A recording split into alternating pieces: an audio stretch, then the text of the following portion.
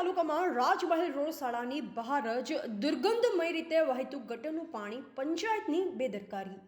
સંજેલી તાલુકામાં રાજમહેલ રોડ કુમાર શાળાના રોડ ખાતે ગટરનું દૂષિત પાણી ગટર ઉભરાતા રોડ પર જોવા મળી રહ્યું છે, જેના કારણે આખા રોડ પર ગંદકીમય વાતાવરણ જોવા મળી રહ્યું છે, જેના કારણે દુર્ગંધ તેમજ મચ્છર ઉપદ્રવ પણ જોવા મળી આવે છે।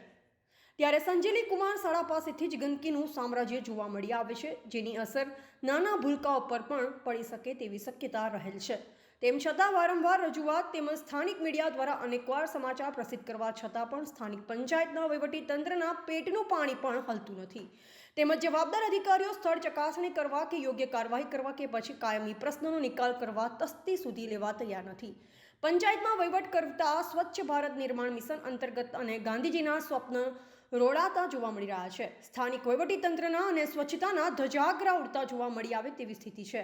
નિષ્કાળજીના કારણે નગરમાં ચોતરફ ગંદકીનું સામ્રાજ્ય જોવા મળી આવે છે, સાથે જ રાહદારી અને શાળાએ અભ્યાસ કરવા આવતા નાના બાળકને રોગ થવાની દહેશત પણ સેવાઈ રહી છે। ત્યારે શું પંચાયત સ્વચ્છતા બાબતે યોગ્ય કામગીરી કરશે કે પછી લોકોના સ્વચ્છતા સાથે ચેડા કરશે કે પછી ગંદકી દૂર કરશે? રિપોર્ટર વિજય ચરપોટ, સંજેલી।